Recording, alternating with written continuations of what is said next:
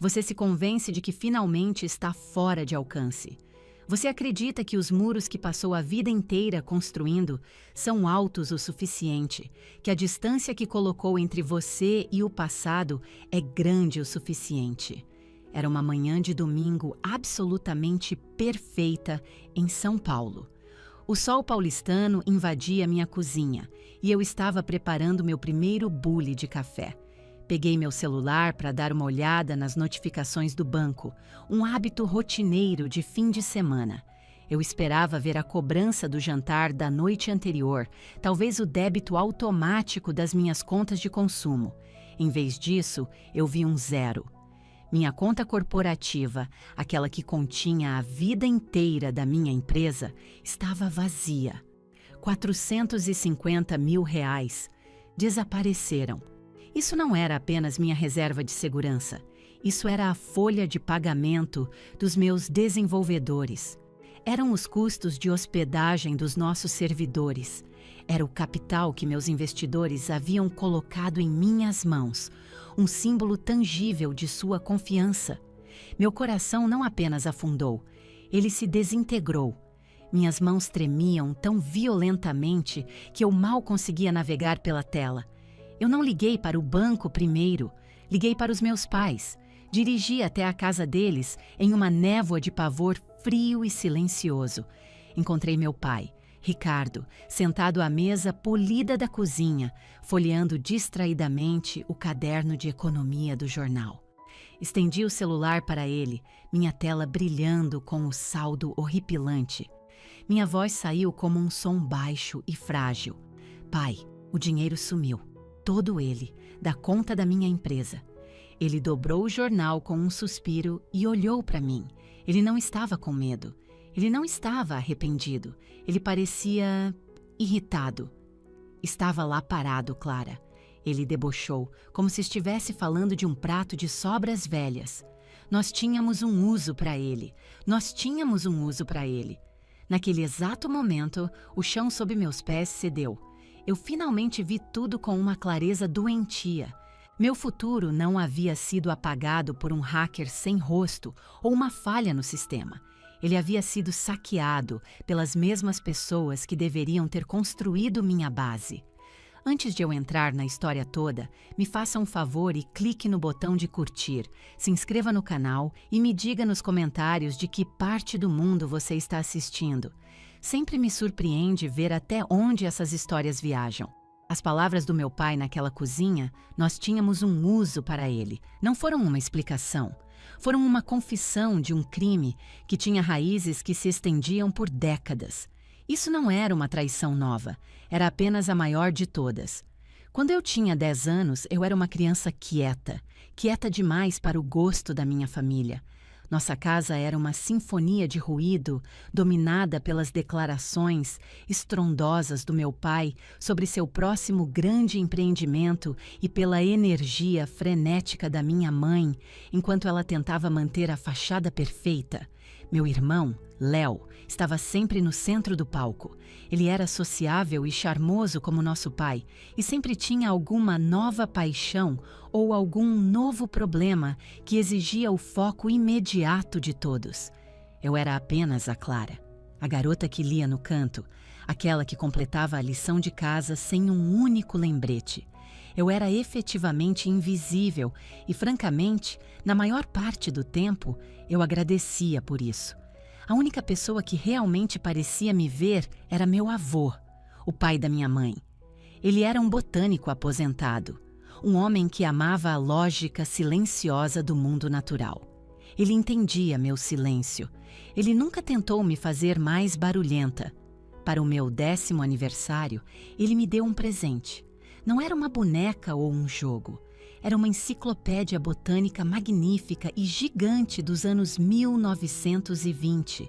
Era encadernada em couro verde escuro, com o título em relevo dourado.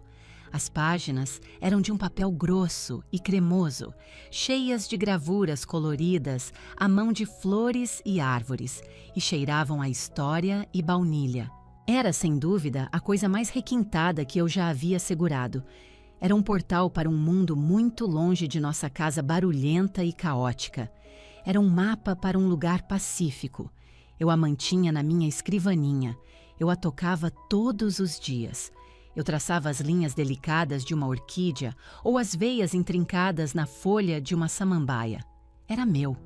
Em uma casa onde tudo era comunitário, emprestado ou eventualmente quebrado, essa única coisa era sagradamente minha. Uma semana depois, ela desapareceu. Eu não senti pânico no início, apenas uma sensação de que estava fora do lugar.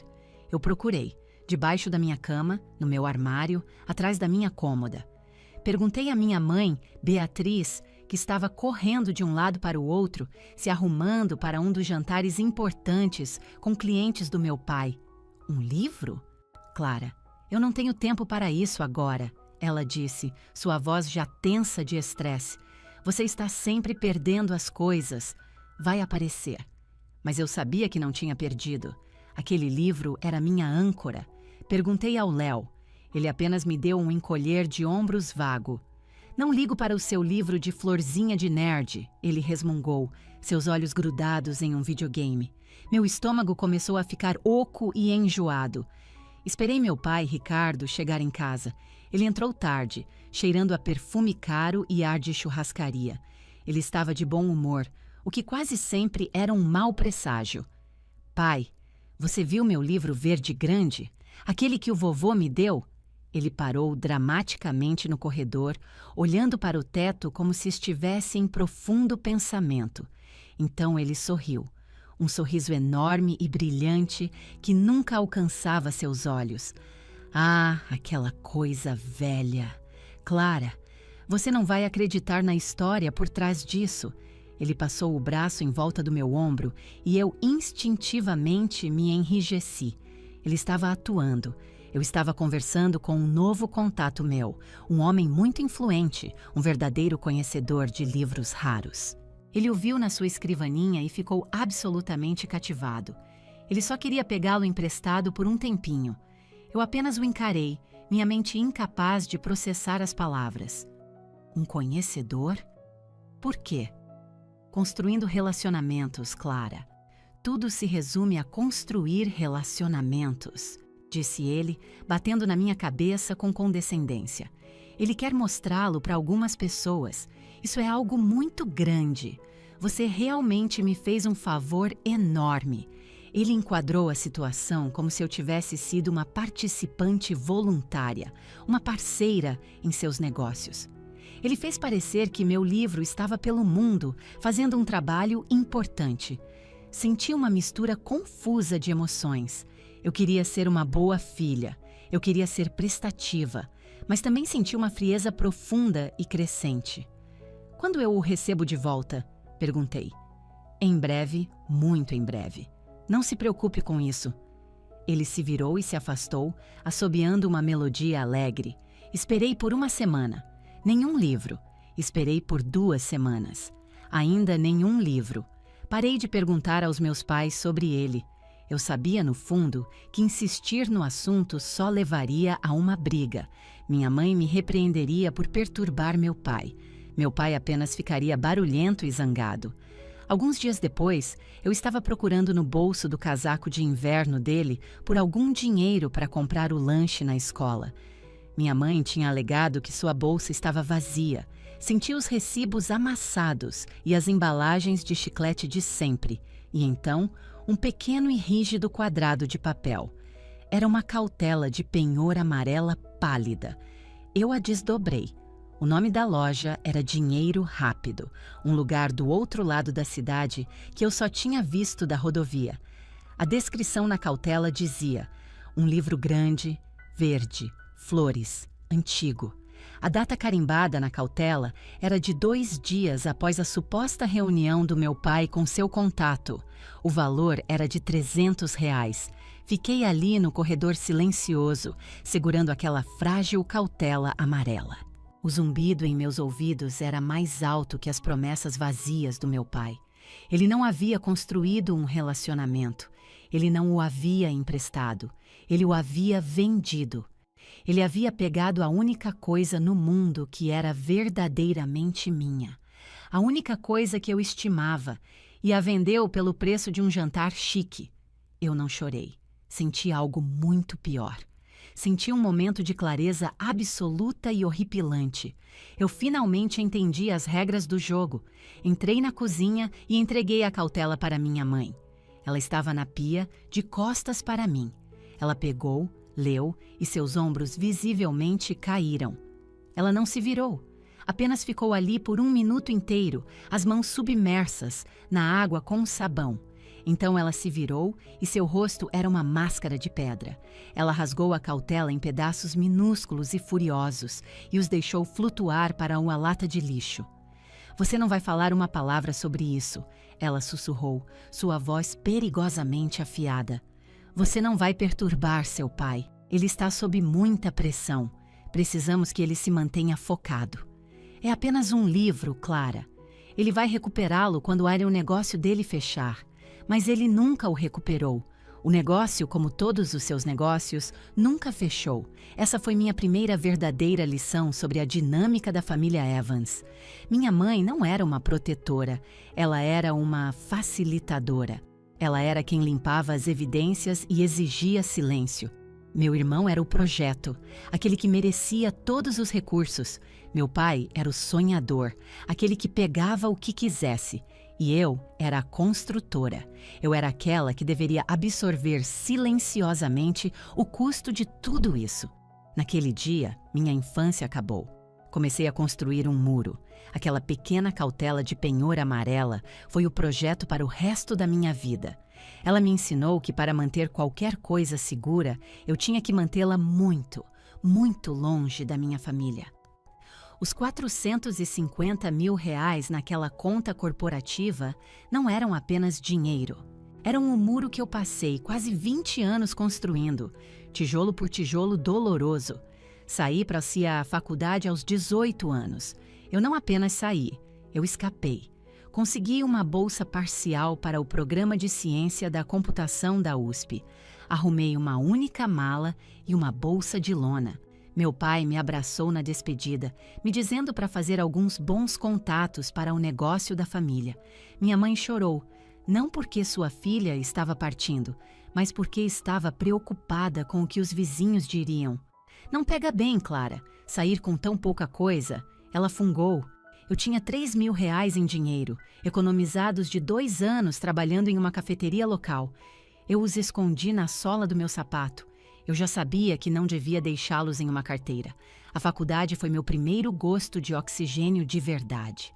Pela primeira vez na minha vida, eu não era a filha de Ricardo ou a irmã de Léo.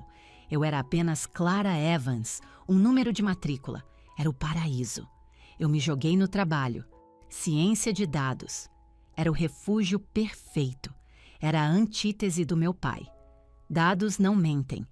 Dados não dão desculpas ou fazem promessas grandiosas. Eles não têm um grande negócio que está perpetuamente prestes a fechar. São lógicos, transparentes, honestos. Você roda os algoritmos, você obtém um resultado, causa e efeito. Não havia drama familiar escondido em uma linha de código em Python. Construí meu muro com trabalho duro. Eu não tinha um emprego, eu tinha 3. Eu era monitora de um curso de programação para calouros. Trabalhava na biblioteca da universidade, recolocando livros nas prateleiras e pegava projetos de desenvolvimento web como freelancer tarde da noite. Eu era uma estudante em tempo integral. Eu estava perpetuamente exausta. Sobrevivia de café barato e fatias de pizza que sobravam. Eu não ia a jogos de futebol, não fiz muitos amigos, mas o cansaço parecia puro. Era um tipo de cansaço limpo, um cansaço que eu mesma conquistei. Era infinitamente melhor do que o cansaço doentio e ansioso que eu sentia em casa. Cada salário parecia uma pequena vitória. A primeira vez que paguei o aluguel do meu próprio apartamento minúsculo e mal conservado, chorei de alívio. Era meu. Ninguém podia tirá-lo de mim. Os telefonemas de casa eram sempre um roteiro previsível. Minha mãe: quando você vem nos visitar, Clara? Sua tia perguntou por você. Pega mal você nunca estar aqui. O que as pessoas vão pensar? Meu pai: Clara, a pessoa certa. Escuta, tenho uma oportunidade incrível, uma verdadeira virada de jogo. Mas preciso de um pequeno empréstimo ponte, apenas alguns milhares para mostrar boa fé aos meus novos parceiros. Minha resposta era sempre a mesma, educada, firme e final. Não posso, pai. Tenho as mensalidades da faculdade. Não posso, mãe. Tenho provas finais. Desculpe. Eu simplesmente não tenho. A culpa era um cobertor pesado que eles constantemente tentavam jogar sobre mim. Mas a memória daquela cautela de penhor era um fogo que me mantinha aquecida. Terminei minha graduação e fui direto para um mestrado. Mais trabalho, mais financiamento estudantil, mais tijolos no muro. Depois de obter meu diploma, consegui um ótimo emprego em uma empresa de tecnologia em crescimento em São Paulo. Eu era cientista de dados e era muito boa no meu trabalho. Consegui promoções, garanti bônus, e cada real extra ia para um lugar. Uma conta poupança de alto rendimento aberta em um banco diferente. Uma conta sobre a qual meus pais não sabiam nada. Este foi o capital inicial para a Orion Dinâmica. Orion. Eu a nomeei em homenagem à constelação, um pequeno tributo particular ao céu para o qual eu costumava desejar poder escapar. A Orion Dinâmica não era apenas uma startup, era minha fortaleza, era a coisa que eu construiria, a coisa que eu possuiria, a coisa que eu controlaria. Era minha prova definitiva de que eu havia escapado. Levei 3 anos de poupança implacável. 3 anos trabalhando 80 horas por semana, conciliando meu emprego diurno e meu trabalho freelancer, construindo as fundações da Orion. Os R$450 mil não eram meu dinheiro para diversão pessoal. Era a nossa rodada de semente.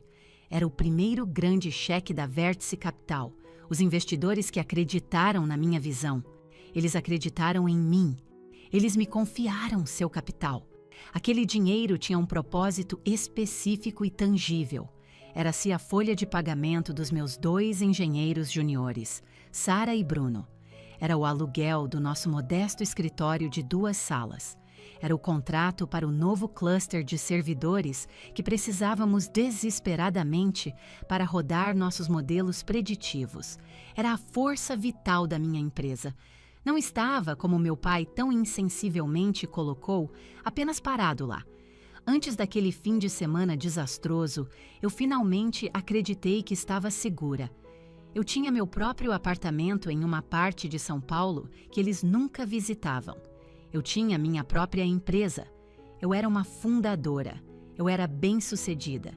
A distância física e os muros financeiros que eu havia construído com tanto esmero eram, eu pensava, finalmente altos o suficiente.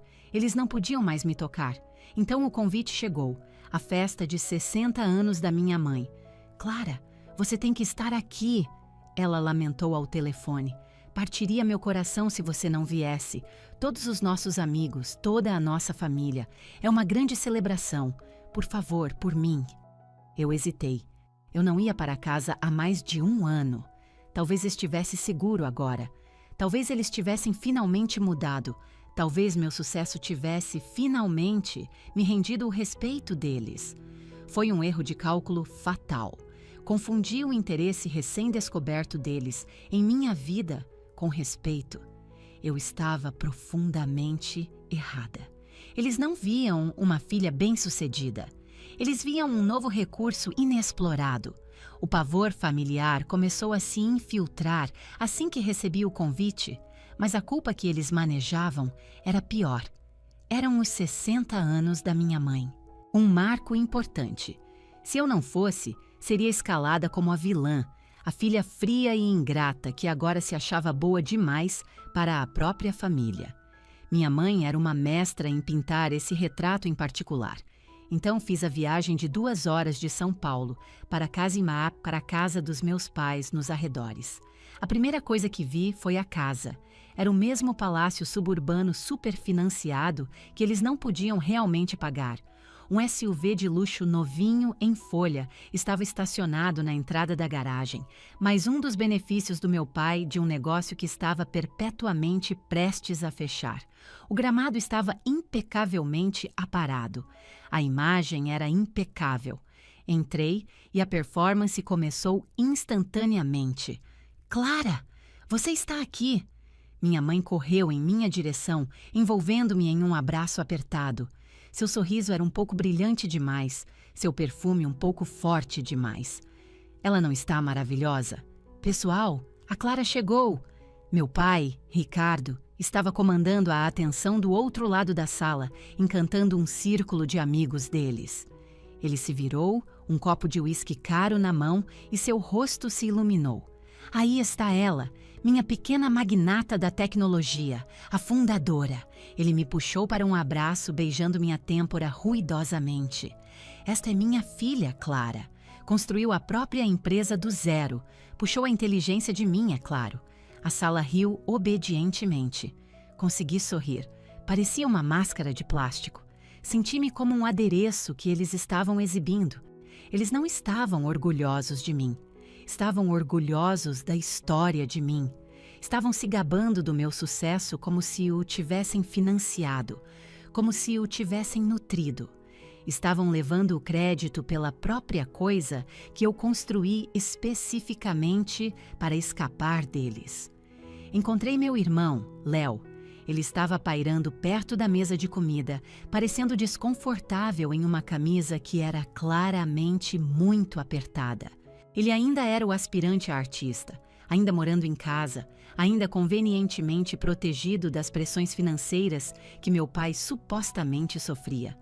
Ele me deu um abraço genuíno. E aí, Clara? Você parece cansada, ele murmurou. Ele foi o único. Ele não viu a magnata da tecnologia. Ele apenas viu sua irmã. Você está bem? Ele perguntou. Apenas sobrecarregada, eu disse. É muita coisa. É. Bem, tente comer algo antes que o pai faça seu grande e dramático discurso. O jantar foi ensurdecedor. Os brindes foram dolorosamente insinceros. Meu pai se levantou e ergueu o copo. A minha linda esposa Beatriz e a minha maravilhosa família. Somos tão abençoados e tão orgulhosos de nossos filhos. Nosso filho, o artista, e nossa filha, a CEO. Meu estômago revirou. Eu só queria que a noite acabasse. Depois do bolo, quando as pessoas estavam começando a ir embora, meu pai me encontrou. Ele não se aproximou de mim com seu habitual. Escuta, preciso de um favor. Desta vez, ele parecia genuinamente aflito. Ele parecia preocupado. Era uma nova abordagem. Clara, graças a Deus. Você é uma salva-vidas. Tenho uma crise enorme. O que foi, pai? Eu disse, me preparando automaticamente. É o slideshow da sua mãe. A grande surpresa. Ele travou. Deu pau. Ele passou as mãos pelo cabelo perfeitamente penteado. Um quadro perfeito de pânico teatral.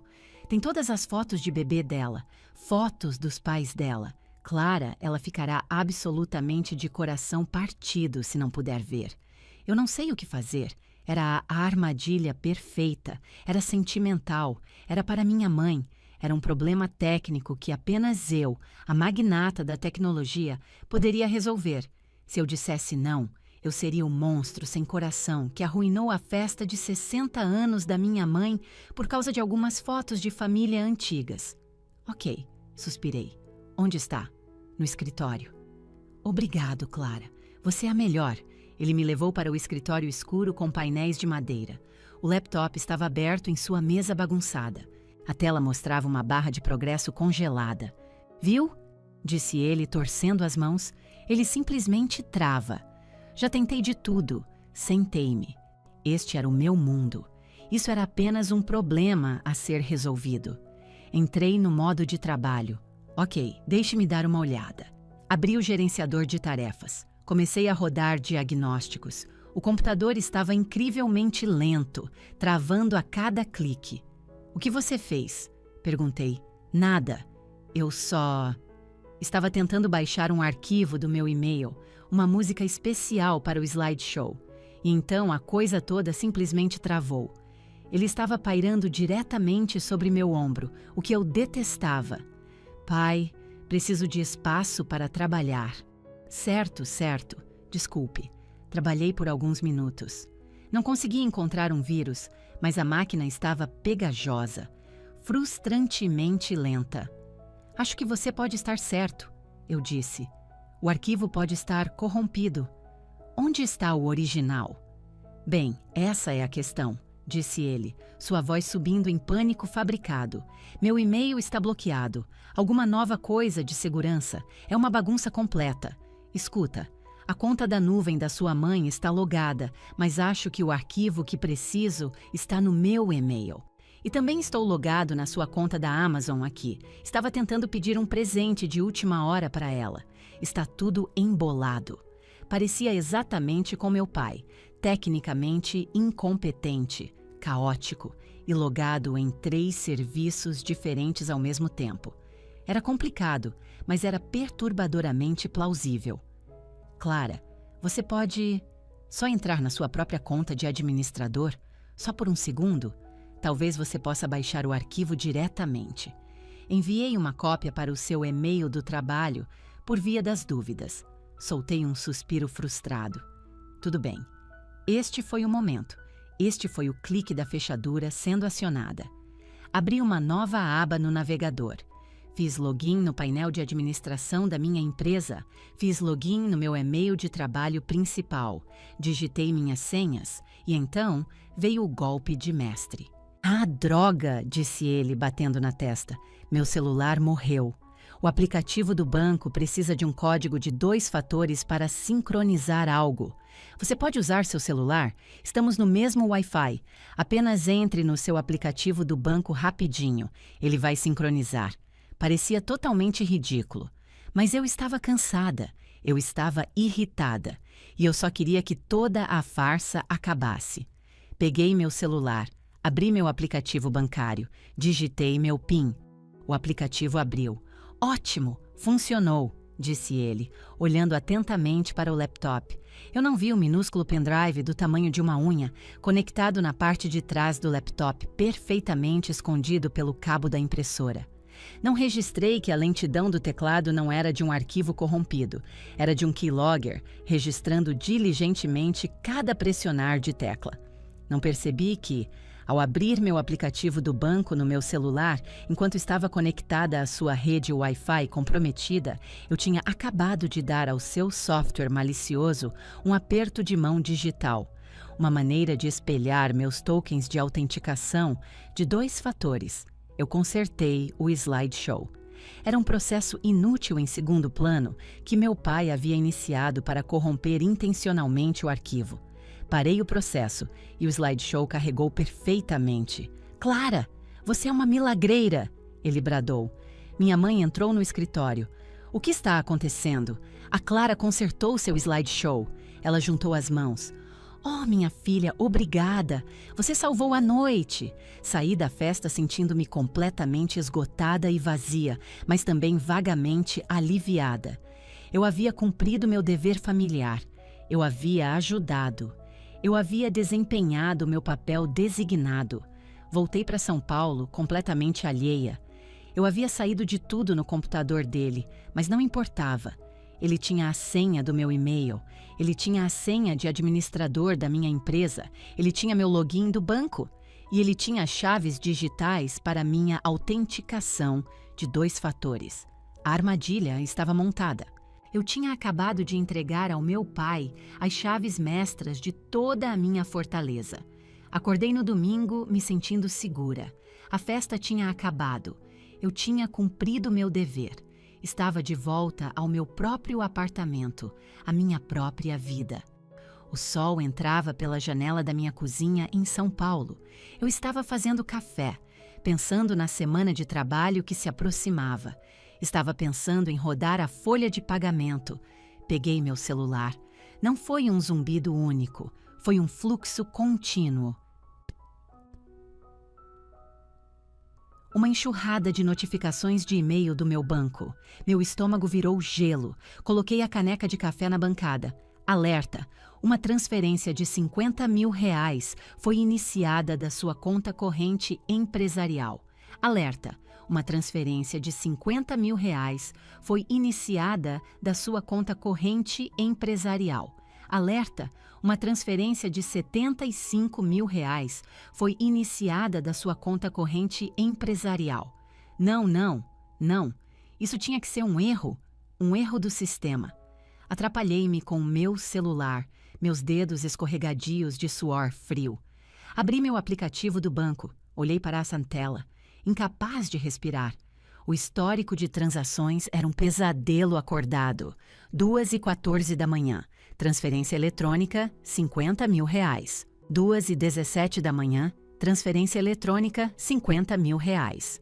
2h30 da manhã, transferência eletrônica, R$ 75.000. 2h45 da manhã, transferência eletrônica, R$ 75.000. 3h02 da manhã, transferência eletrônica, R$ 50.000. 3h19 da manhã, transferência eletrônica dá R$ 50.000.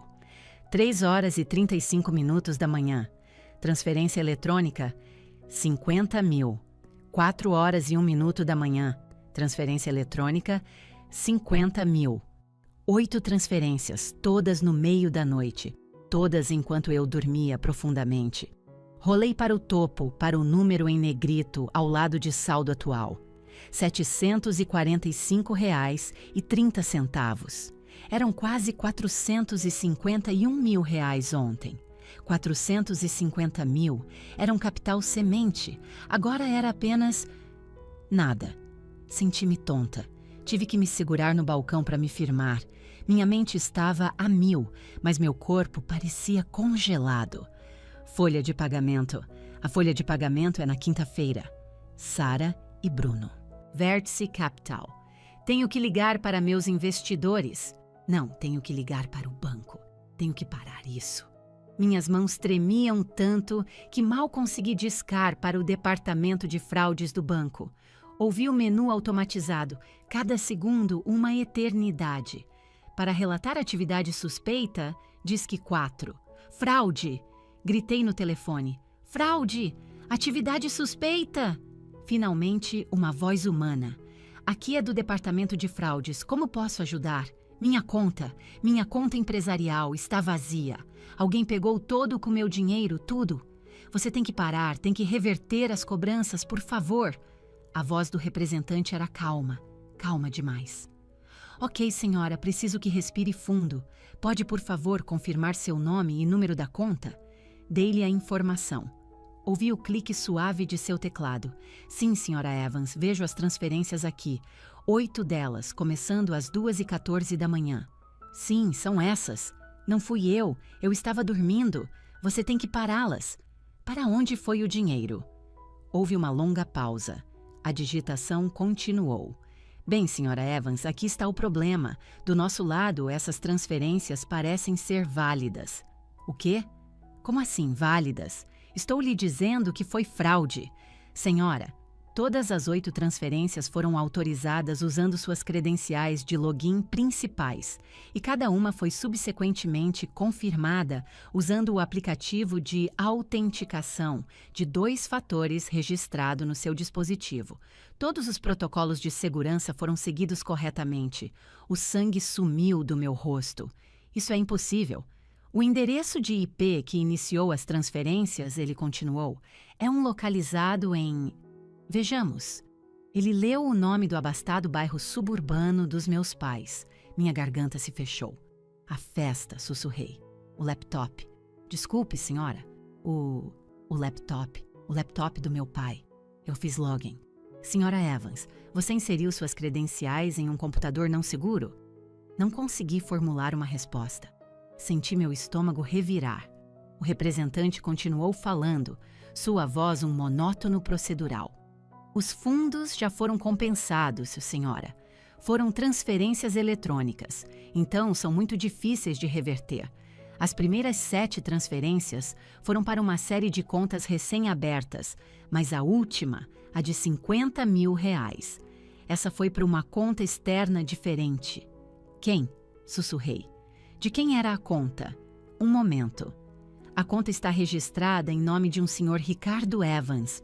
O telefone parecia pesar 100 quilos. O mundo parou. Minha cozinha se dissolveu em um borrão. Tudo o que eu podia ouvir era o sangue correndo em meus ouvidos e a voz calma e distante do representante do banco. Senhora? Senhora, ainda está aí? Recomendamos enfaticamente que você registre um boletim de ocorrência imediatamente. Isso é um assunto criminal. Eu desliguei. Fiquei na minha cozinha, banhada pela luz forte do sol de domingo. Não era um hacker em algum país distante. Não foi uma violação de dados aleatória. Foi meu pai. Ele usou o aniversário de 60 anos da minha mãe. Ele fingiu uma crise com o slideshow. Ele usou minha própria habilidade, a única coisa que eu construí para me proteger, a única coisa da qual eu me orgulhava, como a arma para me roubar às cegas. Ele não apenas tropeçou nas minhas senhas, ele orquestrou a coisa toda, o Keylogger, a exploração do Wi-Fi, o aplicativo de autenticação espelhado. Isso não foi um ato desesperado e desajeitado por dinheiro. Isso foi um plano. Ele havia desempenhado sua rotina de pai atrapalhado e tecnicamente inepto, e eu caí completamente. A garota de 10 anos que perdeu sua enciclopédia botânica queria se encolher no chão da cozinha e soluçar. Ela queria ligar para a mãe para vir e consertar tudo. Mas eu não era mais aquela garota. O pânico evaporou, substituído por algo frio, pesado e claro como gelo. Isso não era drama de família, isso não era um empréstimo, isso era crime de estelionato e fraude eletrônica. Olhei para o meu celular. Meu primeiro instinto foi ligar para ele, gritar, exigir o porquê. Mas então me lembrei da cautela de penhor. Lembrei-me do rosto da minha mãe enquanto ela a rasgava em pedaços. Não ouse perturbar seu pai. Eu sabia exatamente o que aconteceria. Ele negaria. Ele me manipularia, ele me chamaria de ingrata e histérica. Minha mãe choraria e me diria que eu estava destruindo a família por causa de dinheiro. Eu não liguei para eles. Não mandei mensagem, não gritei. Respirei fundo, uma única vez. Peguei meu celular e fiz um tipo de ligação muito diferente. Eu não liguei para o meu pai. Eu não liguei para minha mãe. Apenas desliguei o telefone enquanto o representante do banco continuava a falar. A cozinha clara e ensolarada parecia um palco frio e vazio. O café que eu estava preparando era agora apenas um cheiro amargo pairando no ar. Eu não gritei. Eu queria, mas o som estava preso na minha garganta, congelado pelo choque. Eu não chorei, porque chorar é para quando você está triste, magoada ou confusa. Eu não estava nenhuma dessas coisas. Eu estava apenas fria. Foi um momento estranho, terrível e esclarecedor. Foi a resposta definitiva para uma pergunta que eu vinha me fazendo a vida inteira. A pergunta era: eu importo para eles? Agora eu sabia. Não. Para eles, eu não era uma filha. Eu não era uma pessoa. Eu era um recurso. Eu era um poço de petróleo que eles tinham acabado de explorar. Eu era a enciclopédia botânica, crescida, com um valor de mercado muito maior. Você não pode argumentar com pessoas que te veem como um objeto. Você não pode apelar para uma natureza boa delas. Você não pode fazê-las entender. As palavras do meu pai daquela manhã ecoaram na minha cabeça. Nós tínhamos um uso para ele. Não, sinto muito. Não, foi um erro terrível. Apenas uma simples declaração de aquisição. Meu primeiro pensamento, claro como um sino, foi: ele está gastando. Agora mesmo. Enquanto eu estava no telefone com o banco, ele provavelmente estava movendo o dinheiro de novo, lavando-o de uma conta para outra. Ele era um jogador e eu tinha acabado de lhe dar a maior ficha de pôquer de sua vida. O gelo em minhas veias começou a se mover, me dizendo o que fazer. Não fiz uma mala. Peguei a bolsa do meu laptop, meus computadores pessoal e de trabalho, minhas chaves, minha carteira. Fui para o meu carro, entrei e tranquei as portas. Sentei-me no estacionamento do meu próprio prédio, meu corpo finalmente começando a tremer. Meu coração batia contra minhas costelas com tanta força que doía. Eu apenas dirigi. Eu não tinha um destino. Eu só precisava estar em movimento. Peguei a rodovia Castelo Branco e segui para o interior. O tráfego normal de domingo fluía ao meu redor. Pessoas indo para o almoço, pessoas indo para parques, pessoas vivendo suas vidas comuns. Eu queria buzinar e gritar: "Vocês não veem? O mundo está acabando!" Mas não estava. Era apenas o meu mundo. Vi uma placa para uma lanchonete 24 horas e saí da rodovia. Entrei, o cheiro de café velho e bacon frito me atingindo como uma parede. Uma garçonete com uma expressão cansada me apontou para uma cabine. Eu me acomodei. O vinil vermelho estava rachado e descascando. Fiquei sentada ali por 10 minutos, apenas olhando para o menu plastificado. Eu não conseguia ler as palavras. Panquecas, omeletes, hambúrgueres, tudo parecia uma língua de outro planeta. A garçonete se aproximou. "O que vai ser, querida?" "Café", sussurrei. "Só café, puro." Ela o serviu de um bule de vidro. Estava quente e ralo. Segurei a caneca quente e pesada em minhas mãos. Foi a primeira coisa sólida que senti em uma hora. Eu precisava de um adulto. Eu tinha 33 anos, era cientista de dados, fundadora de uma empresa. E eu precisava de um adulto, mas eu não podia ligar para minha mãe. Minha mãe era sua cúmplice. Foi ela quem rasgou a cautela de penhor. Foi ela quem me diria que eu estava arruinando tudo. Pensei no meu celular. Eu não podia ligar para meus amigos. O que eu poderia dizer? Ou então, meu pai acabou de roubar R$450 mil da minha empresa? Parecia insano. Parecia algo de um filme ruim. Então pensei na minha tia, Carolina Bastos, a irmã do meu pai. Isso era um risco terrível. Ela era do sangue dele, mas ela era diferente. Ela era contadora forense. Ela era metódica, quieta e brutalmente honesta. Ela nunca gostou da minha mãe. Ela e meu pai sempre foram tensos um com o outro. Ele era todo charme e bravata. Ela era toda planilhas e fatos verificáveis. Ela veio à minha formatura da faculdade. Ela me enviou um cheque de R$1.000. "Pelo seu trabalho duro, Clara", dizia o cartão. Não empreste para ninguém. Minhas mãos ainda tremiam quando encontrei o nome dela nos meus contatos. Pressionei o botão de chamada. Tocou uma vez, 2 vezes. Carolina Bastos falando. Sua voz era nítida e profissional. "Tia Carol", minha voz falhou. Parecia pequena e perdida. Houve uma pausa. "Clara? O que há de errado?" "Você parece péssima." Algo ruim aconteceu", gaguejei. "Tia Carol, eu acho que meu pai acabou de roubar todo o dinheiro da minha empresa." Esperei que ela risse. Esperei que ela dissesse: "Não seja ridícula, Clara. Deve ser um mal-entendido." Ela não disse. Houve um silêncio muito longo e muito pesado na linha. Ouvia respirar fundo, uma única vez, de forma aguda. "Clara", disse ela, e sua voz de repente se transformou em aço. "Onde você está agora?" "Estou em uma lanchonete, perto da Castelo Branco." "Ótimo. Fique aí. Você está em uma rede Wi-Fi pública?" "Não, apenas nos dados do meu celular." "Ouça-me com muita atenção. Não ligue para sua mãe. Não ligue para seu pai. Não mande mensagens para eles. Não entre em nenhuma de suas contas bancárias pelo seu celular. Você me entendeu?" "Sim", sussurrei. As lágrimas finalmente embaçando minha visão. Foi o alívio avassalador de ser acreditada. "Isso não é drama de família, Clara", disse ela. "Isso não é um mal-entendido. Isso é um crime. É fraude eletrônica." Suas palavras eram um eco dos meus próprios pensamentos, mas ouvi-las dela tornou tudo real. O que eu faço?" "Você vai ficar quieta, vai beber seu café e não vai se mexer. Eu tenho uma colega, uma advogada. O nome dela é Juliana Reis. Ela é a melhor advogada de crimes cibernéticos de São Paulo. Estou ligando para ela agora mesmo. Estaremos aí em 1 hora." "Tia Carol, são R$450 mil. É tudo. É a folha de pagamento." "Eu sei, querida", disse ela. Sua voz era fria, mas era a frieza de um cirurgião, não a frieza do meu pai. Nós vamos cuidar disso. Ele entrou nas suas contas pessoais também?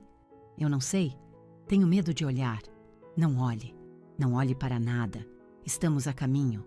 1 hora. Ela desligou. Sentei-me na cabine. O café horrível, um estranho conforto. Olhei pela janela. Os carros ainda passavam na rodovia. Eu estava no meio de uma guerra, mas o resto do mundo estava alheio. Minha tia não ficou surpresa. Ela não ficou chocada. E foi aí que eu soube. Esta não foi a primeira vez. Eu não fui a primeira vítima. Eu fui apenas a maior.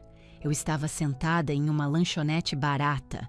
Meu futuro inteiro envolto em chamas. E pela primeira vez na minha vida, eu não estava sozinha. Eu tinha uma aliada. E ela estava trazendo uma advogada. 1 hora depois, um sedã azul escuro que eu não reconheci entrou no estacionamento empoeirado da lanchonete. Tia Carol saiu do lado do passageiro. Ela usava calças de alfaiataria e um blazer elegante. Parecia que estava a caminho de uma reunião de diretoria, não de uma catástrofe familiar. A mulher que saiu do lado do motorista era mais jovem, talvez no início dos 40. Ela usava um terno escuro e carregava uma maleta de couro elegante. Parecia perspicaz, focada e cara. Elas se sentaram na cabine oposta à minha. Carol colocou a mão sobre a minha. Sua pele estava fria e firme. Esta é Juliana Reis, disse ela. Juliana, esta é minha sobrinha, Clara Evans.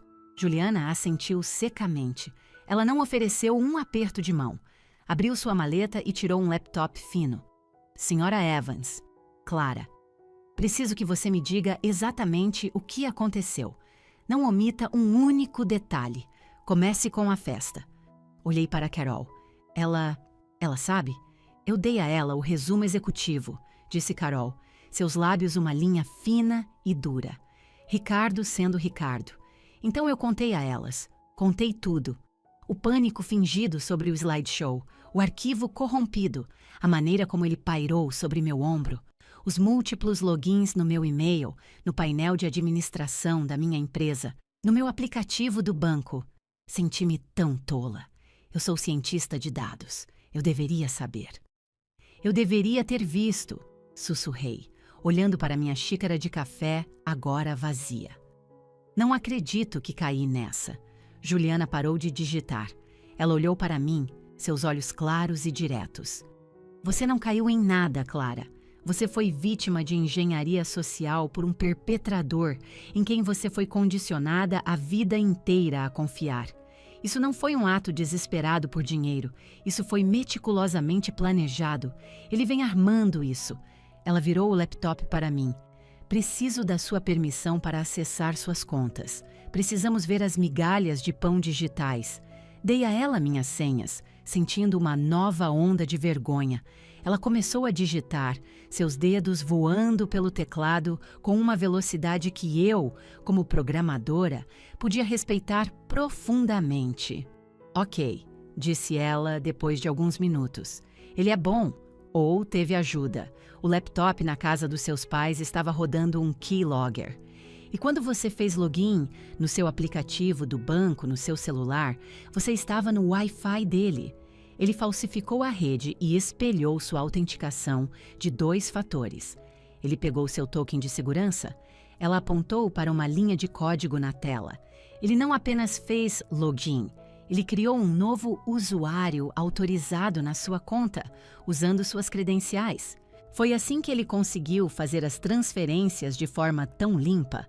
Ele teve ajuda? Perguntei.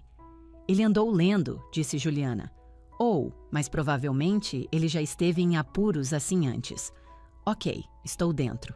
Registros do banco, relatórios de transferência, endereços de IP, sim. Tudo do endereço de IP da casa dele. Isso é arrogância ou estupidez. Com meu pai, provavelmente são os dois, murmurei. Tia Carol, que estava em silêncio, finalmente falou. Ele é arrogante. Ele se acha o homem mais inteligente em qualquer sala. Ele acha que a lealdade familiar é um escudo que o protege das consequências. Não desta vez. disse Juliana em voz baixa.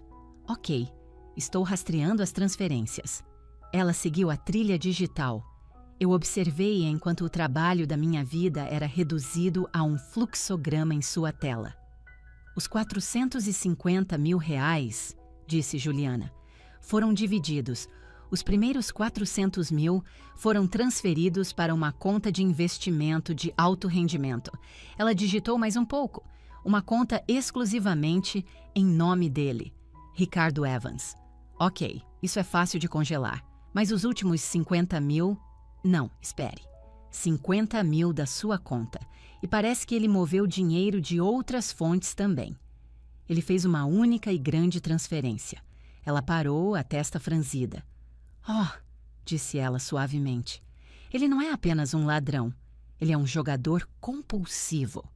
O que você quer dizer? Perguntei. Ele moveu seu dinheiro, mas parece que pelo menos 100 mil de outra fonte para uma conta de negociação de margem de alto risco. Forex, futuros de criptomoedas. É um cassino digital, Clara. Ele não está investindo, ele está jogando. E ele tem feito isso há um tempo. Tia Carol fechou os olhos. Pela primeira vez, ela parecia profundamente cansada. Então é verdade, sussurrou ela. Eu suspeitava há anos. O que nós fazemos? Perguntei, minha voz pequena novamente. Juliana fechou o laptop com um estalo. Nós fazemos 3 coisas, imediatamente. Primeiro, vou ligar para o chefe de segurança do banco. Eu o conheço pessoalmente. Vou mandar congelar todas as contas associadas aos nomes Ricardo Evans e Beatriz Evans. Agora mesmo. Aquela conta de margem, vamos bloqueá-la. O que quer que tenha sobrado lá, ele não poderá tocar. Ele pode já ter perdido uma parte significativa, Clara. Preciso que você esteja preparada para isso. Eu assenti, sentindo-me entorpecida. Segundo, continuou Juliana, vamos para a delegacia de polícia mais próxima. Vamos registrar um boletim de ocorrência por crime de estelionato e fraude eletrônica. Este é o passo mais importante. Sem um boletim de ocorrência, você é apenas uma filha tendo uma briga com o pai. Com um, você é a vítima de um crime federal. Isso nos dá toda a alavancagem. A polícia, eu disse, meu estômago se contorcendo em um nó. Contra meu próprio pai? Sim, disse Carol, sua voz firme. Contra seu próprio pai. Terceiro, disse Juliana pegando o celular. Você tem que ligar para seus investidores. Você tem que ligar para a Vértice Capital. Isso, de alguma forma, parecia a pior parte. Esta era a minha sentença de morte profissional. O que eu digo? Como eu digo a eles que deixei alguém roubar todo o dinheiro deles? Você vai ser honesta, disse Juliana, sua voz surpreendentemente gentil. Você vai dizer a eles que sua empresa foi vítima de um ataque direcionado de fraude eletrônica. Você vai declarar que um boletim de ocorrência foi registrado, um advogado foi contratado e todas as contas associadas foram congeladas. Você dirá a eles que está em busca ativa e agressiva dos fundos. Você será profissional. Você não vai chorar. Você vai expor os fatos. E a Sara e o Bruno... Meus funcionários, a folha de pagamento é na quinta-feira. Olhei para a tia Carol. Vi um brilho de algo em seus olhos. Ela abriu a bolsa e tirou um talão de cheques. Quanto é a folha de pagamento? É cerca de 25 mil pelo período. Ela preencheu um cheque e o deslizou pela mesa pegajosa. Estava em nome da Orion Dinâmica. Isso é um empréstimo, disse ela. Meu, você vai pagar a folha. Sua empresa não vai afundar. Não por causa disso, não por causa dele. Olhei para o cheque.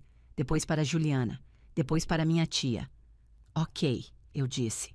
Minha voz estava firme agora. Vamos para a delegacia.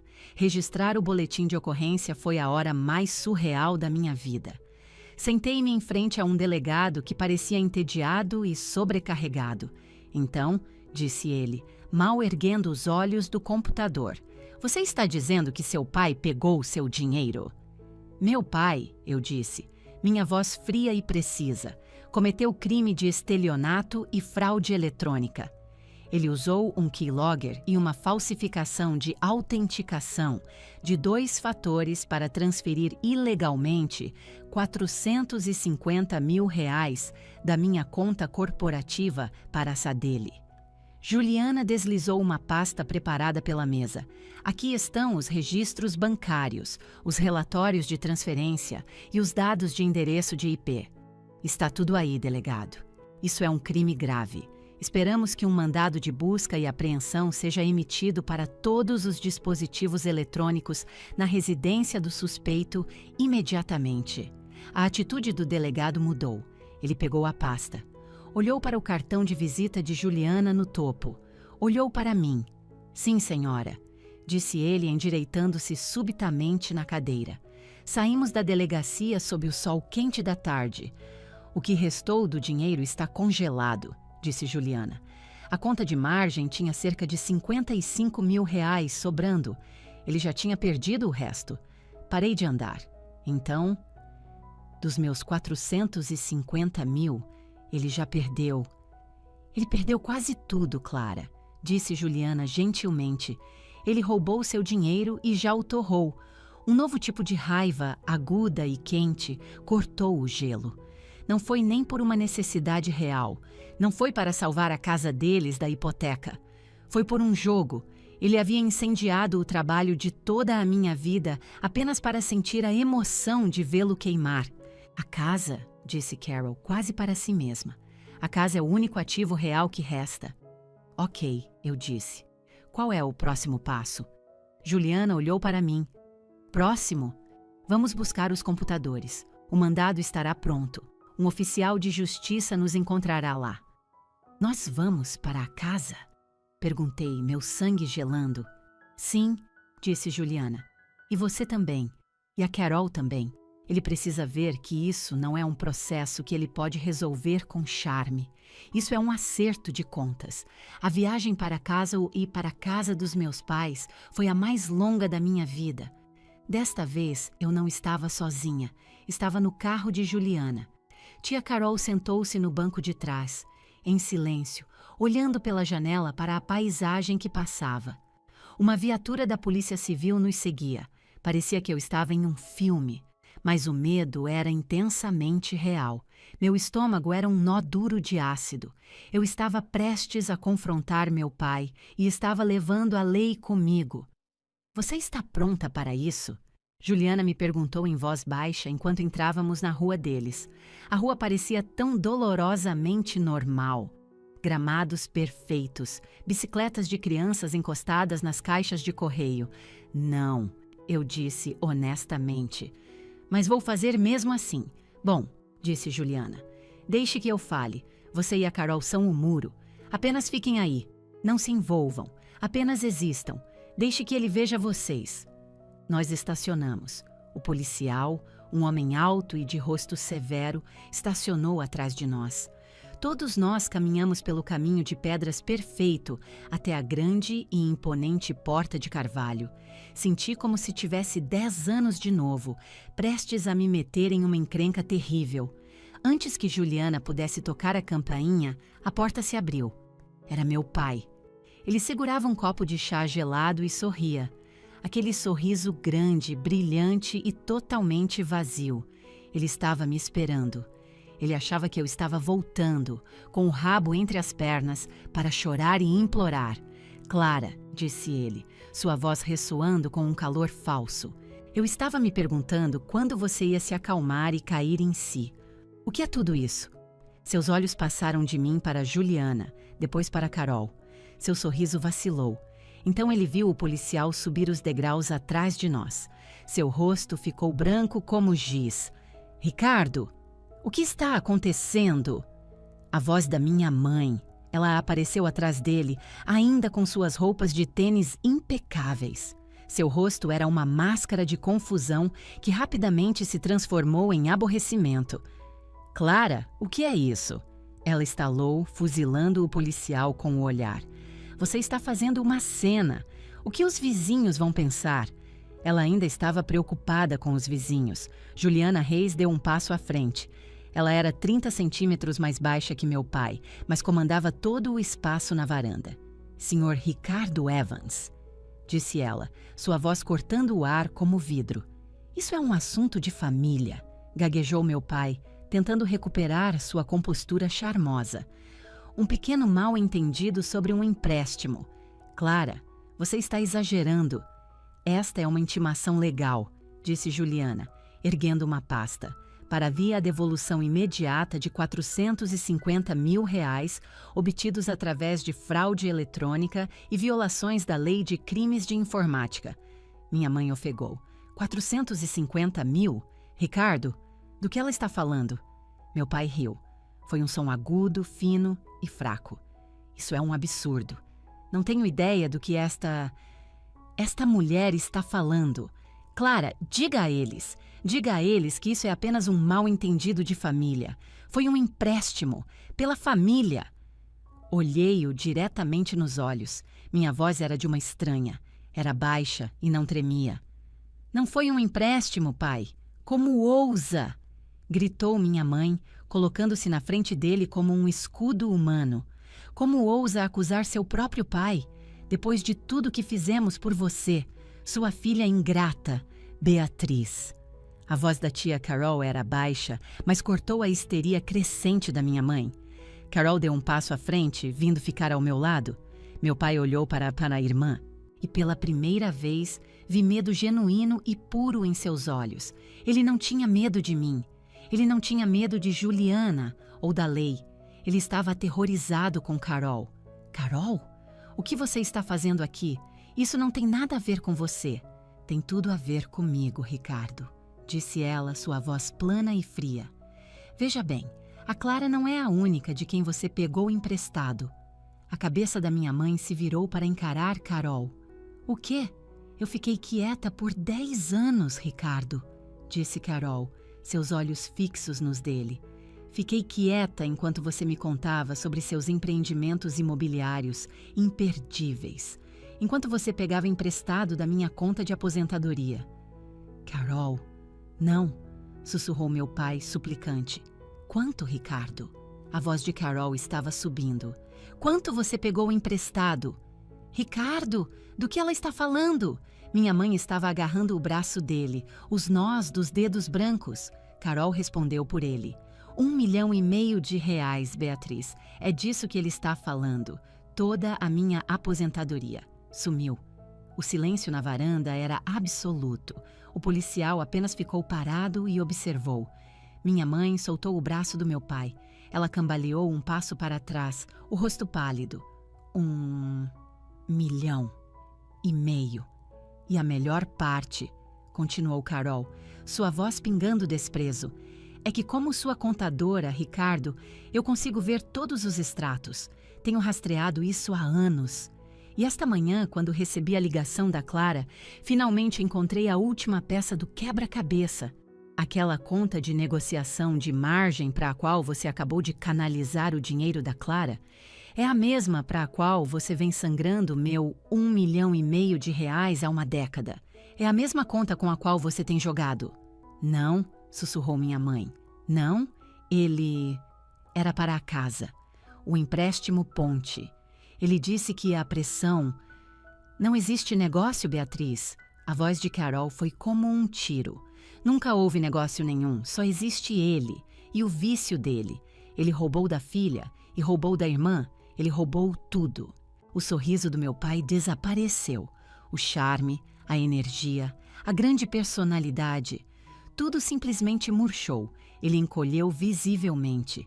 Ele tropeçou para trás, agarrando-se ao batente da porta para se apoiar. Parecia velho, parecia fraco, parecia exatamente o que ele era. Um ladrão comum. Minha mãe olhou para ele. Seu rosto, que estava tão cheio de fúria justa contra mim, momentos antes, desmoronou. A traição foi total e absoluta. Ela não era sua parceira. Ela era apenas sua vítima mais antiga e leal. Ricardo? Ela sussurrou. Ele não olhava para ela. Apenas encarava o capacho de boas-vindas. O policial deu um passo à frente no silêncio retumbante. Sr. Evans, Tenho um mandado aqui para apreender todos os computadores, laptops, tablets e discos rígidos externos nesta propriedade. Se o senhor puder se afastar, por favor. Meu pai não se moveu. Ele apenas deslizou pelo batente da porta e sentou-se na pedra fria, a cabeça entre as mãos. Minha mãe olhou para mim. Seus olhos estavam vazios de choque, então o choque foi substituído por uma raiva sombria e terrível. Mas não era direcionada ao meu pai. Era para mim. Você, ela sussurrou, o dedo tremendo enquanto apontava para mim. Você fez isso. Você destruiu nossa família. Antes que eu pudesse reagir, tia Carol se interpôs entre nós. Não, Beatriz, ele fez. Você apenas o ajudou a segurar a porta. Juliana acenou para o policial. Estaremos lá fora. Nós nos afastamos. Deixamo-los lá na varanda perfeita de sua casa perfeita e mentirosa. Eu podia ouvir minha mãe começar a soluçar. Não era um soluço de tristeza, era um soluço de pura raiva. Eu não olhei para trás. Os dias que se seguiram foram um borrão cinzento. Não houve sensação de vitória, nenhum triunfo. Apenas um processo legal longo, lento e desgastante. Juliana e Carol eram uma máquina perfeita. Carol tinha uma década de registros financeiros, documentando meticulosamente o roubo lento e sistemático de Ricardo do seu fundo de aposentadoria. Juliana tinha a prova cabal, o keylogger do laptop dele, a prova forense do Wi-Fi falsificado, a assinatura digital do crime. O policial encontrou o pequeno pendrive, a fonte do software de keylogging, escondido em uma gaveta da escrivaninha. Meu pai foi preso. O dia no tribunal foi surreal. Eu não queria ir, mas Carol insistiu. Você tem que ver isso até o fim, disse ela. Você tem que ver acabar. Meu pai foi representado por um defensor público. Ele sentou-se à mesa do réu vestindo um terno barato e mal ajustado. Parecia pequeno e insignificante. Minha mãe sentou-se na primeira fila, diretamente atrás dele. Ela não olhou para mim uma única vez. Apenas olhou para as à frente, o rosto uma máscara dura de desafio. Com as evidências combinadas de mim e de Carol, o promotor de justiça o tinha nas mãos. 2 acusações de estelionato. 2 acusações de crime informático. Ele enfrentava anos de prisão. Seu advogado não tinha defesa, então ofereceram um acordo de confissão. Ele se declarou culpado de tudo. Ele se levantou e sua voz era um murmúrio quase inaudível. Culpado. Pensei que sentiria algo. Alívio, raiva, até alegria. Não senti nada, apenas me senti cansada. Ele era um estranho para mim. Porque ele se declarou culpado e porque era um crime de colarinho branco não violento, o juiz não lhe deu pena de prisão. Em vez disso, o juiz desceu com um tipo diferente de martelo. O tribunal ordenou a venda forçada imediata da casa deles, o palácio que foi construído sobre uma fundação de mentiras. Todo o valor da venda seria confiscado para restituição. Metade dos lucros iria para mim. Metade iria para a tia Carol. Meu pai foi condenado a 5 anos de liberdade condicional. Ele tinha que usar uma tornozeleira eletrônica. Foi designado para aconselhamento financeiro obrigatório e reuniões de jogadores anônimos. E o juiz emitiu uma ordem de restrição. Ele estava legalmente proibido de entrar em contato comigo ou com Carol de qualquer forma. Sem ligações, sem cartas, sem contato. Por 5 anos, a ilusão da família Evans não apenas se desintegrou, foi legalmente, financeiramente e permanentemente dissolvida. Após a audiência, saí para o corredor. Minha mãe estava lá, esperando por mim. Ela caminhou diretamente até mim, seus olhos vermelhos, mas ela não estava chorando. Ela vibrava com uma fúria silenciosa. Você está feliz agora? Ela sibilou. Eu apenas olhei para ela. Eu não tinha mais palavras. Você tirou tudo. Estamos sem teto. Seu pai tem que vender a casa dele, por sua causa. Ele roubou de mim, mãe, eu disse. Minha voz era baixa. Ele roubou da própria irmã. Ele é um criminoso. Ele é seu pai, ela gritou. E agora as lágrimas finalmente vieram. Ele estava sob pressão. Ele estava tentando nos sustentar.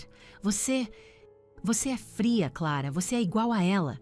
Ela sacudiu a cabeça em direção a Carol, que estava conversando com Juliana no final do corredor. E você, eu disse suavemente, é igual a ele. Você acredita em qualquer mentira, desde que te ajude a manter a bela imagem. Eu não tenho para onde ir, ela sussurrou, uma última e desesperada tentativa de desferir um golpe de culpa. Você fez sua escolha, mãe, eu disse. Você a fez há muito tempo, quando rasgou aquela cautela de penhor.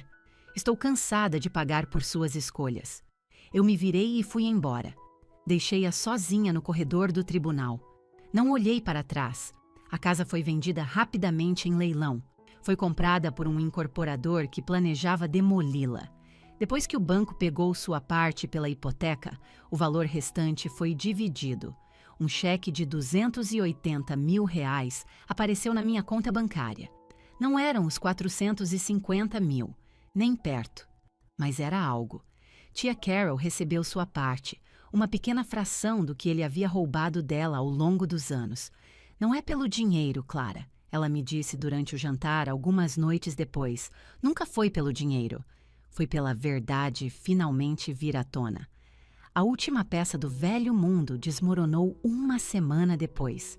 Bateram na porta do meu apartamento. Abri e encontrei meu irmão, Léo, parado ali. Ele segurava uma mochila e um estojo de guitarra. Parecia completamente perdido.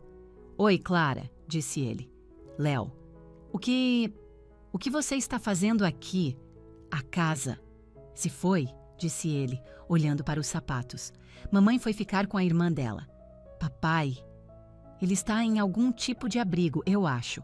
Uma condição da condicional dele. Eu não sabia, eu disse. Ele finalmente olhou para mim. Seus olhos estavam claros. A névoa artística que geralmente os nublava havia desaparecido. Eu sabia que ele era ruim com dinheiro, Clara, disse ele, a voz embargada. Eu não sabia sobre isso. Eu não sabia sobre a tia Carol. Eu não sabia sobre você. Ele tinha sido o menino de ouro, aquele protegido de toda a feiura. Ele era a razão pela qual minha mãe sempre dizia que meu pai estava sob tanta pressão para pagar por suas aulas de música, seu equipamento caro, sua vida. Ele me usou também, Léo sussurrou. Ele me disse que precisava de um empréstimo ponte para financiar meu primeiro álbum. Eu acreditei nele. Todo esse tempo, eu achei que você era a egoísta. E eu era apenas a desculpa dele. Ele parecia tão quebrado. Ele não era mais o menino de ouro. Ele era apenas mais uma vítima. Eu não tenho para onde ir, disse ele em voz baixa. Olhei para ele, depois para meu apartamento silencioso e escuro. Minha fortaleza. Soltei um longo suspiro. O sofá vira cama, eu disse. Você pode ficar por uma semana. Depois arruma um emprego. Ele assentiu. Um pequeno e grato aceno de cabeça. Um emprego. Sim. Ok. Clara? Sim. Eu sinto muito. Eu sinto muito mesmo. Ele entrou. A ilusão se foi. A família estava despedaçada. Mas pela primeira vez em nossas vidas, meu irmão e eu estávamos finalmente dizendo a verdade. Um ano depois, eu estava em meu novo escritório. Não era uma torre de vidro enorme e chique, era um espaço limpo e claro em um galpão reformado na zona leste de São Paulo. As paredes eram de tijolo aparente e o sol da tarde entrava pelas grandes janelas industriais. Esta era a sede da Cassiopeia Soluções. Eu havia renomeado a empresa. Orion era sobre um caçador. Cassiopeia era uma rainha, uma constelação. Eu estava pegando minhas estrelas de volta. Reconstruir foi a coisa mais difícil que já fiz. Peguei os R$280 mil da venda da casa. Peguei o empréstimo de 25 mil da Carol e voltei aos escritórios da Vértice Capital. Contei tudo a eles. O roubo, a fraude, o boletim de ocorrência, a venda da casa. Disse a eles que havia perdido R$450 mil do dinheiro deles e só havia recuperado 280. Eu entendo, disse a eles. se vocês quiserem retirar seu financiamento. Mas estou pedindo que não o façam. Eu tenho uma nova CFO e tenho um novo plano. Meus investidores olharam para mim. Então olharam para a mulher sentada ao meu lado. Esta é minha tia, Carolina Bastos, eu disse. Ela será minha nova diretora financeira. Carol abriu sua própria pasta. Ela não falou sobre família ou traição. Ela falou sobre taxas de queima de caixa, novos protocolos de segurança multicamadas e uma projeção revisada de 3 anos que era agressiva e realista. Ela foi brutal, eficiente e brilhante. Meus investidores não apenas ficaram, eles reinvestiram, dobraram sua rodada de semente. Você não é a primeira fundadora a se dar mal, Sra. Evans, disse um deles. Mas você é a primeira que eu conheço que registrou um boletim de ocorrência contra o próprio pai. Recuperou parte do dinheiro e nos trouxe uma CFO que legitimamente me assusta. Estamos dentro. Agora, 1 ano depois, estávamos florescendo, estávamos totalmente financiados, estávamos contratando, estávamos livres. Minha CFO, tia Carol, administrava a empresa mais rigorosa do estado de São Paulo. Ela vigiava cada real. Ela protegia a empresa, nossa empresa, como uma ursa-mãe. Ela era a guardiã financeira que eu precisei a vida inteira. E meu primeiro estagiário de programação? Meu irmão, Léo. Ele não ficou no meu sofá por apenas 1 semana. Ele ficou para sempre. Conseguiu um emprego em uma cafeteria local. Ele me pagava aluguel. E em seu tempo livre, ele me pediu para ensiná-lo a programar. Ele parou de ser um músico esforçado e descobriu que tinha uma mente surpreendentemente lógica. Ele era bom nisso. Tinha um talento natural para o desenvolvimento front-end. Ele era quieto. Era humilde. Trabalhava duro. Ele me trazia café todas as manhãs. Esta era minha nova família. Minha nova família era minha equipe. Eram Sara e Bruno, os desenvolvedores que ficaram comigo, mesmo quando lhes disse que não tinha certeza se conseguiria pagar a folha de pagamento naquela primeira semana. Era Carol, que tinha seu próprio escritório ao lado do meu. Era Léo, que finalmente estava se tornando um homem por seus próprios méritos. Éramos uma família de verdade. Não éramos construídos sobre culpa, obrigação ou belas imagens para os vizinhos. Éramos construídos sobre respeito mútuo. Éramos construídos sobre confiança. Éramos construídos sobre trabalho. Na semana passada, recebi uma carta. Era do meu pai. Foi o primeiro contato que tive em 1 ano. Fazia parte do passo de fazer as pazes exigido por sua liberdade condicional, de seu programa de 12 passos. Minhas mãos tremeram ao abri-la. Não era um pedido de desculpas, era uma página cheia de desculpas. Eu estava sob tanta pressão. Queria dar à sua mãe a vida que ela merecia. Sempre soube que você era a forte, aquela que aguentaria. Eu só precisava de uma ponte. Eu fiz isso pela família. Ele fez isso pela família. Coloquei a carta sobre minha mesa nova, limpa e vazia. Ele ainda não entende. Ele ainda acha que família é a casa grande, o carro chique, as festas, a imagem. Ele acha que foi isso que eu destruí. Ele acha que só precisava de dinheiro para sustentar essa mentira. Ele não entende. Eu não destruí a família. Eu apenas parei de financiar a mentira. Olhei pela janela do meu escritório para o horizonte de São Paulo. Lira, Cassiopeia, minhas constelações. Do outro lado da sala, eu podia ouvir Léo e Carol discutindo, de bom humor, sobre uma linha de código. Eu não destruí a família. Eu apenas parei de ser a construtora que paga pelos erros do sonhador. Agora, eu construo para mim.